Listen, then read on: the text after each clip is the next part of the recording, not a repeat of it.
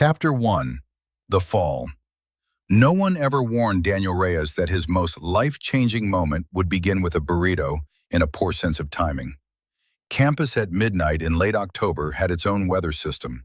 The sky hung low and gray, the kind of color that made streetlights look tired. A thin mist clung to the brick paths, blurring the world at the edges. The library's tall windows glowed like stacked fish tanks, students drifting behind the glass in slow, exhausted loops. Daniel walked alone, shoulders hunched against the cold, one hand pressed to his stomach. "I'm just saying," he muttered, to no one in particular. "If this kills me, it's on you, Eddie." The burrito in question was currently waging a quiet war in his abdomen, an ambitious combination of extra hot salsa and something the student-run cafe insisted on calling mystery protein had seemed like a bold idea 3 hours earlier. Now, with the campus mostly asleep and his intestines reconsidering their loyalty, it felt like a medical event. Music leaked from his headphones, more rhythm than sound, the volume turned low. It was less about listening and more about having something between him and the quiet. The path ahead stretched out, a vein of pale concrete cutting through dark grass. Old oaks lined the walkway, their branches meeting overhead in an almost archway. The lamps threw circles of light on the ground like islands, and Daniel hopped between them as he walked, the way he did when he was tired and his brain needed something simple to do. Light, shadow. Light, shadow. "I am a grown man," he said softly, "and I am playing the floor is lava with myself." He adjusted his backpack, the strap digging into his shoulder. This right here, was his life. Over-caffeinated, slightly underdressed for the weather, and mildly betrayed by cafeteria food. Not glamorous, not cinematic, just a long, ordinary Tuesday that had spilled into Wednesday. His phone buzzed in his pocket. He didn't check it. He already knew. Either his roommate sending a meme or his mom responding to a text from 6 hours ago with a string of emojis that somehow managed to convey both love and mild anxiety. He was already forming the message in his head. Still alive, studying, eating vaguely questionable things. We'll call this weekend. The mist thickened as he passed the old science building. It made the air feel heavy and intimate, like the campus had drawn a curtain around itself. Somewhere to his right, a lone window glowed in the dorms. A silhouette moved across it, someone pacing or dancing or trying to memorize something the night before an exam. The world felt small and manageable, predictable even. He didn't see the figure step out from the shadow between two oaks. What he did see, half a second too late, was movement, a blur at the edge of his vision, the sudden sense of someone else's presence breaking the quiet. He tugged an earbud out. "Hey!" The voice came from behind him, sharp and urgent. Daniel started to turn. He never finished. Something hit him from the side, a solid weight slamming into his ribs and shoulder. His thoughts scattered. His foot snagged on the uneven edge of the path. The sky tilted violently, and then the world rushed up in a blur of gray and yellow light. There was a split second where he was aware of everything at once. The smell of wet leaves, the cold slap of air on his face, the metallic taste of adrenaline under salsa. Then his head met the pavement. The sound was not the dramatic crack movies promised. It was dull and close, like someone dropping a book on a carpeted floor.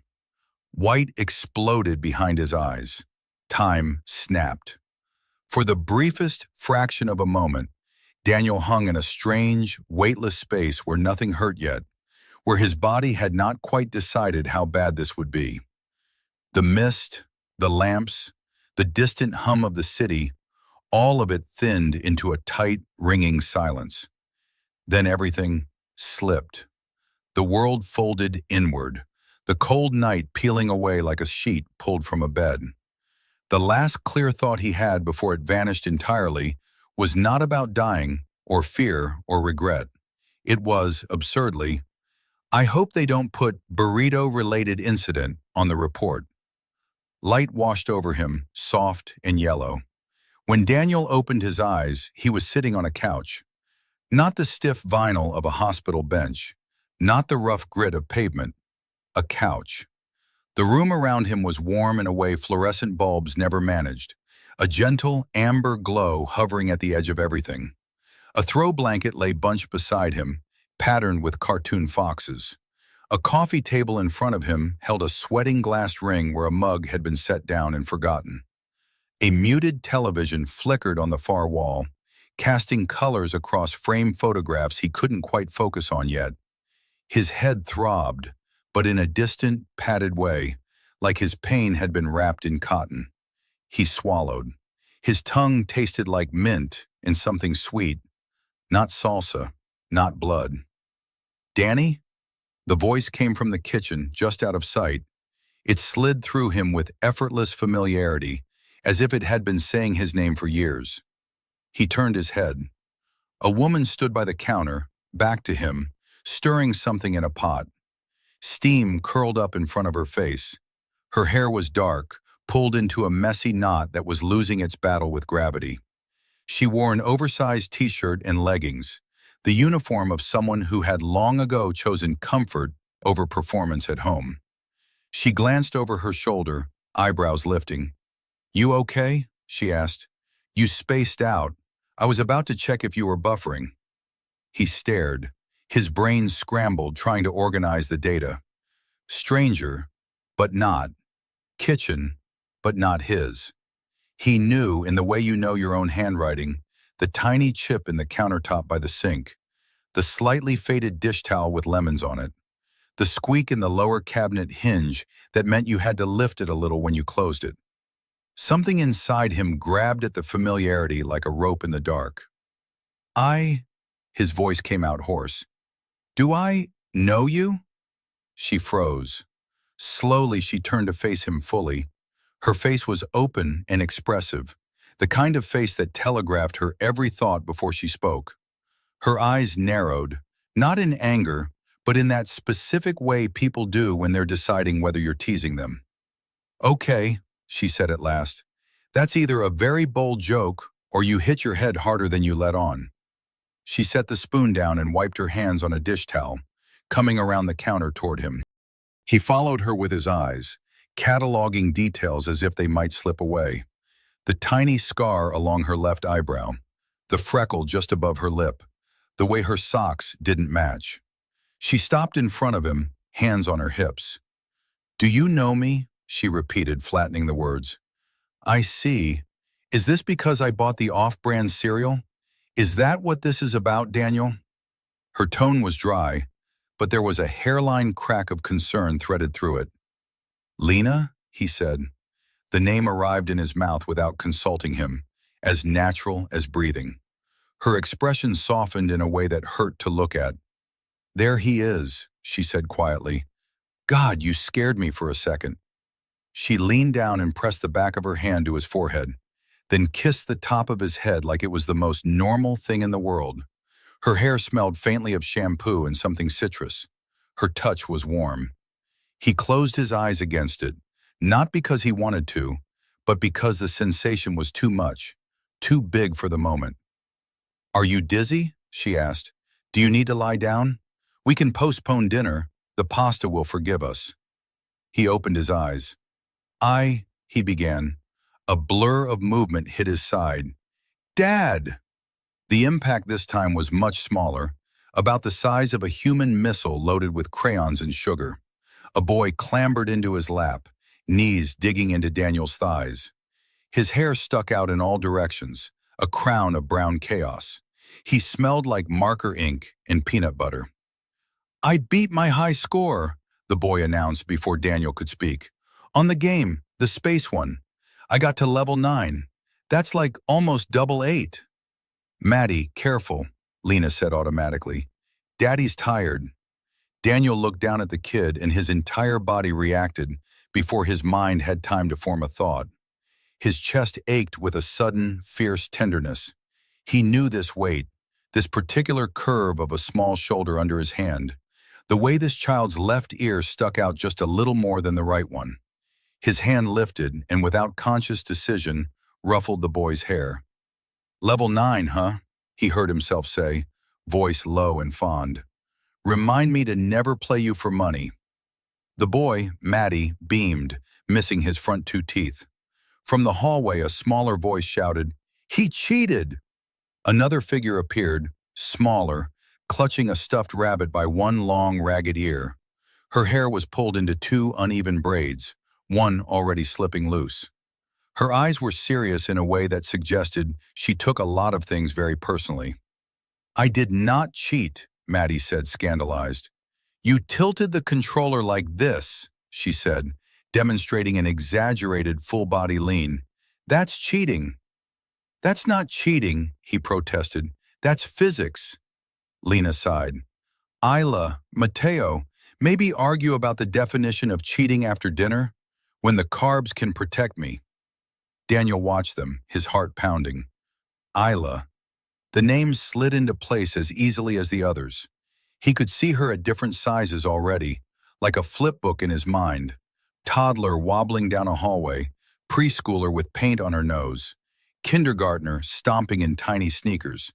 The scenes flashed by, so fast he almost lost his breath. "Dad," Maddie said, tugging at his sleeve. "Tell her." "Yeah," Isla said, taking a few steps closer, rabbit swinging. "Tell him he's a cheater." They were all looking at him now. His family. The thought arrived fully formed, not an idea but a known fact, solid as concrete. His family. His throat tightened. The room blurred for a second, not in that cinematic way where everything goes soft focus, but in the way it does when your eyes are too full. He laughed, the sound coming out shaky. "I don't think," he said slowly, "the Geneva Convention covers video games." Both children stared. "Is that a no?" Isla asked. "I think that's a maybe," Maddie said. "He does the maybe voice when he doesn't want to answer." Lena pinched the bridge of her nose. "This is what I get," she said half to herself, "for letting you teach them big words." She looked at him again and something in her expression shifted. The faint crease between her brows deepened. "Hey," she said quietly, "you okay?" He realized he was still clutching the edge of the couch, fingers white around the fabric. "Yeah," he said automatically. Yeah." The kids had already moved on, launching into a heated debate about whether rabbits could go to space. Their voices overlapped, a chaotic, familiar music. Lena sank down onto the arm of the couch next to him. "You zoned out again," she said softly. "Is it work? If it's that new client, I swear I will personally send them a strongly worded email." Work. Client. His mind flipped through invisible files. Images snapped into place. A small office. A desk with a plant he kept forgetting to water. An inbox that multiplied when he looked away. He swallowed. "It's nothing," he said. "Just tired." She studied him for a moment, eyes searching his face like she was reading a language written on his skin. "Okay," she said finally, "but if your brain falls out of your head from overthinking, I'm not cleaning it up, just so we're clear." He huffed a laugh. "Noted." She leaned over and kissed his temple. It was a small gesture, casual and domestic, but it grounded him more than anything else in the room. "Dinner in 10, she said, standing. "Tell the tiny lawyers to wash their hands, properly, with soap, not just aggressive water." She disappeared back into the kitchen, humming off-key. The kids kept arguing, their voices a comfort and a strange ache all at once. Daniel sat there, looking around slowly. The framed photos on the wall were slightly crooked. He recognized every one. A blurry selfie with Lena on a beach, sunlight carving lines across their faces. A picture of Maddie as a baby, fists clenched like he was ready to fight the world. Isla asleep in a car seat, mouth open, cheeks smushed. He remembered taking them. He remembered the day Isla was born, panicked drive to the hospital, mismatched socks, the way his hands shook when they placed her in his arms. He remembered Maddie's first word, the way Lena cried when they signed the mortgage papers. the exact shape of the crack in the ceiling above their bed that she insisted looked like a dragon. His life unspooled inside his head, 10 years of memories sliding into place with the reliability of gravity. He brought a hand to his chest, pressing his palm flat against the fabric of his shirt, as if he might steady his heart by pinning it down. Somewhere far away, beyond the walls and the warmth and the chaos, a misty campus lay under tired streetlights. A young man's body lay on a cold path, surrounded by strangers shouting his name. But here, on this couch, in this room, in the dim glow of a lamp that looked perfectly ordinary, Daniel Reyes knew, as surely as he knew his own name, that this was his life. And for the moment, he didn't remember anything else.